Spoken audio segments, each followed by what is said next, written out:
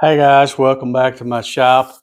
I getting ready to install the tool setter on my new Gatton CNC 2.0 build, and I had somebody or a couple of people actually say, "Hey, make sure you do a video when you show that," so because they wanted to know how to do it too. So I've already got it installed. I was going to try to shoot the video of doing all the wiring and stuff. And it's so crowded and dark down in here that it's hard to get a good video shot. So I thought, well, let me just go ahead and install it. It's working perfectly. And I'll just go ahead and kind of give you a demonstration of how it works. And then I'll talk about the wiring, which is not that hard. It's really pretty simple. And plus I've got another video from last year when I did it on my other machine over there. So, but let's fire this thing up from a cold start. You can see I got everything turned off, and I'm going to fire up the chiller, the VFD, and then we'll fire up the controller, load in a test program, and I'll show you how this thing works for those of you who don't know for sure exactly what it does and why it's good to have one of these. And then we'll talk about how I got it wired up.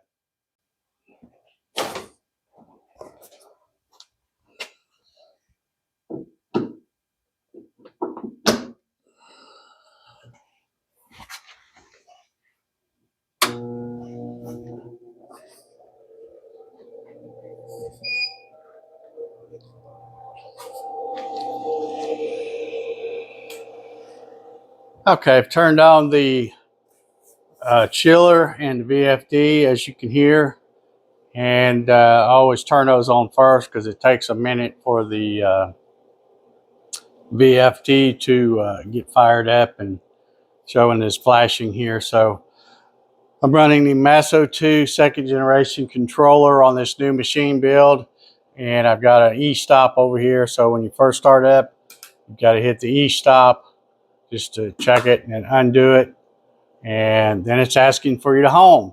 Now the way I've got this tool setter set up is I have it set up so that every time I home the machine, it will home, and then it will go touch off the tool so that it knows what the tool height is of whatever bit that's in there right now. So let's go ahead and home the machine.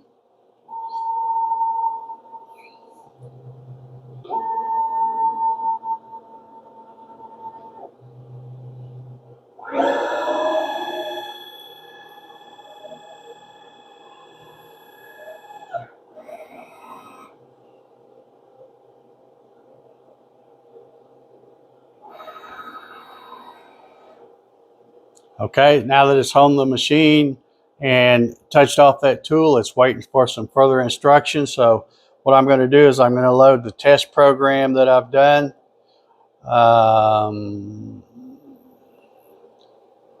This is just a simple program that's going to use 2 or 3 different tools. So it'll give an opportunity for you to see how this tool setter works and how efficient it is that when you're trying to run one with a program with a bunch of different tools all in one program. So I'm going to come over here and I'll tell it to go to the work origin, and it'll remember the last work origin I had set.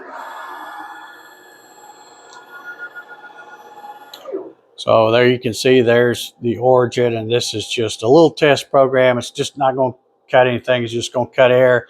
But I did want to have the spindle turned on so that you can see, because when it's sitting there doing nothing, you're going, well, what is that thing doing? Well, what it's really doing, and when you got spindle turned on, is it's giving the delay for the spindle to get up to speed before it takes off. So let's go ahead and run this program now. It currently thinks we have tool 7 in the spindle from the last time it was run. So the first tool that it's going to use in this one is tool 2, I believe. So if I hit rewind and then cycle start, what it's doing is it's coming to this position, and this is where I told Masso this is the position I want you to come to when it needs a tool change. So now I would do the manual tool change. Like I said, it thinks tool 7 is in there, and it wants you to change to tool 2. So we're just going to pretend that I've changed this to tool 2, and it says to hit cycle start. So when you hit cycle start, it will now go back to the tool setter and touch off that tool and record the difference in height between tool 7 and tool 2.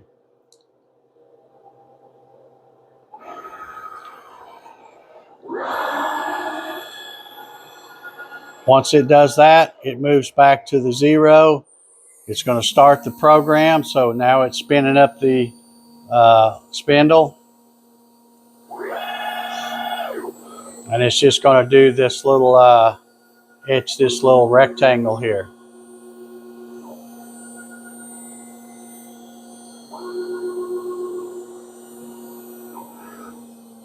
Okay, when it completes that, it's going to do a tool change, so you can hear the spindle spinning down, and it moves to the position where it's going to change tool. It's now going from tool 2 to tool 5, so I'm going to pretend like I put tool 5 in, and we'll hit cycle start again. Again, it will go back to the tool setter to touch that tool off.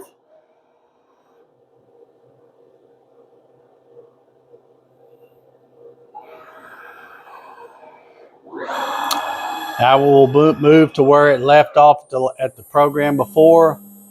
Spin up the spindle.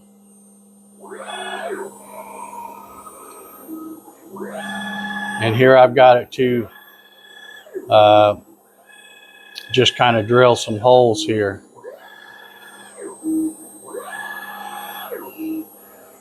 When it finishes that tool path, you can hear the spindle spinning down again, and it'll then come back up to the location that I've told it for the tool change. And now it's got tool 5 in it. It's asking for tool 7. So I would change it, put tool 7 in it, hit cycle start again. It will go touch off tool 7.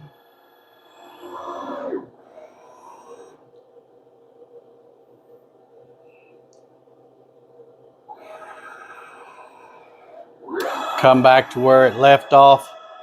Right here is where it left the last hole it drilled. It'll spin up, and then it will move and do this last part, which is the profile tool path.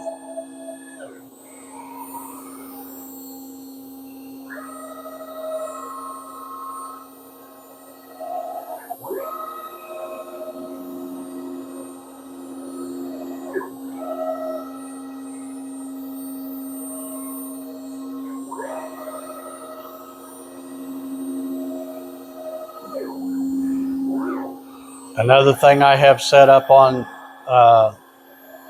my controller is that I have it's actually in the post processor where it adds a G30 to every program, and a G30 is telling it to go park. So you can see it goes almost all the way back home. It's actually 3 inches up and 3 inches over from home position. So when you come in the next day and you go to home it's already back there pretty close. It only takes a couple of seconds. One thing you might probably notice, since I'm cutting air, I didn't show setting the Z for the first tool, but when you're setting up the job, you would find your X and Y location and zero that out to get your work coordinates. And then you would also use this little touch-off plate. Just made this yesterday. You might have saw that little video on Facebook and Instagram, but made that. And so you would touch that off, and then you have the height of your first tool. When you go to do that, it's still going to go back there and touch that and check it again. So, but you didn't see that because I was already cutting air. So let me bring the camera in a little closer so where you can see the monitor, and we'll talk about the wiring. Okay, let's talk about the wiring a little bit. The tool setter, There's basically two switches in here. The first one is when it pushes down just a little bit. That's going to trigger the tool setter. If that should fail and it goes all down, there's kind of a safety switch where it will trigger the cycle stop. So let me pull up the setup screen here and I'll show that to you. So right here, I hope you can see that. There's the tool setter on input 10 and the cycle stop is on input 11. Now, like I said, there's 4 wires in that cable. The first 2 are brown and orange, and that is for the tool setter switch. The other 2 is blue and green, and that is for the cycle stop.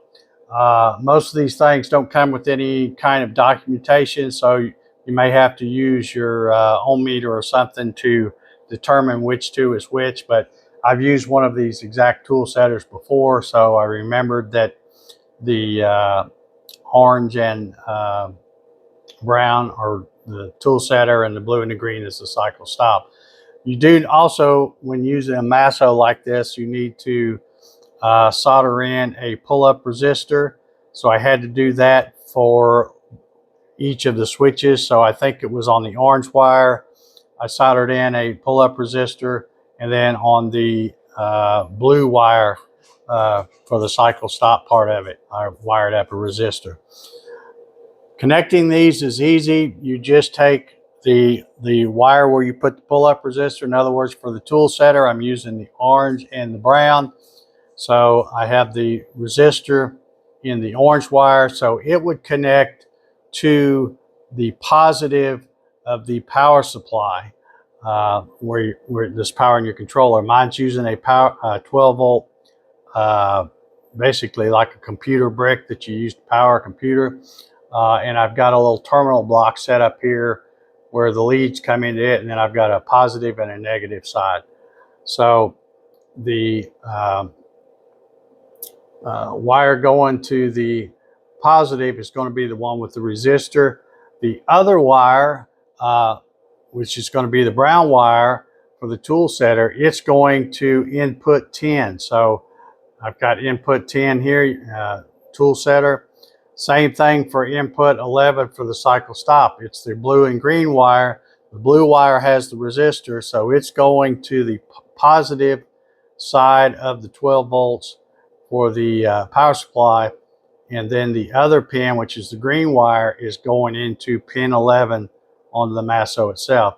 So if you watch this real close, and I hope I've got this where I think you can see my hand, if I push on this just slightly, you can see that the tool setter will go high.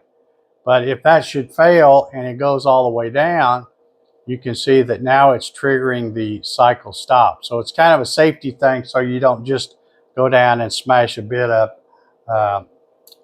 But these, I don't know what brand this is. I've got it off of Amazon, and I'll have a link in the description if anybody wants to check it out. But this is the second one just like this I've used, and they've been working great for, well, I've had that one over a year now, and it's working great, no issues at all. So that's how you wire them up.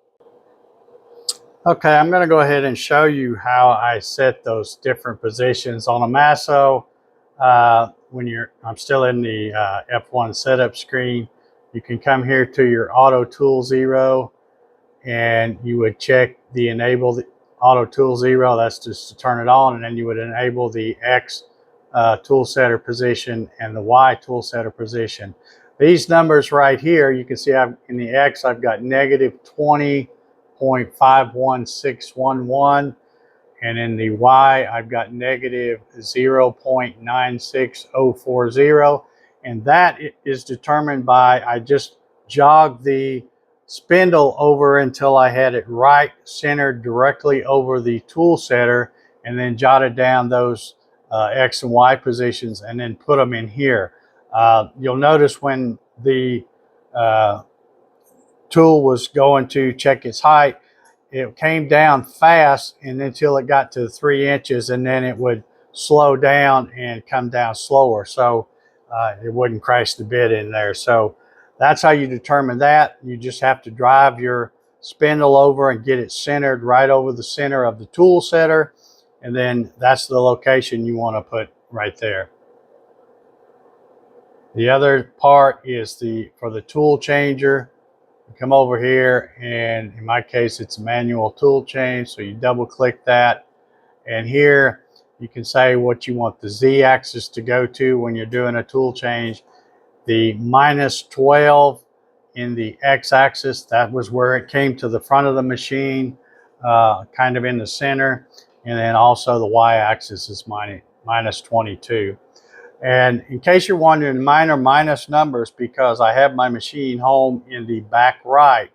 So if you remember your old Cartesian coordinates, anything going to the, back right, or, anything coming back towards the front and to the left is going to be negative numbers.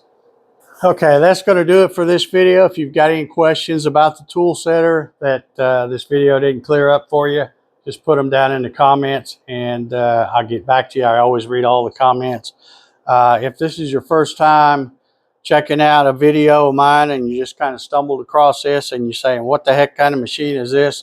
This is the new Gatton CNC 2.0. This is a machine I designed, and I have plans available for this at www.davegatton.com. So feel free to go check them out and build yourself one like this. There's also 4 different sizes. I built the smallest one, the 2x2, but I have all the information on there, in the plans for a 2x2, a 3x2, a 4x2, and even a 4x4. And of course, if you use other combinations, you can even do like a 3x3 and, pretty much any combination you want out of those. So, but that's going to do it for this video. I thank you very much for watching, and we'll see you on the next one.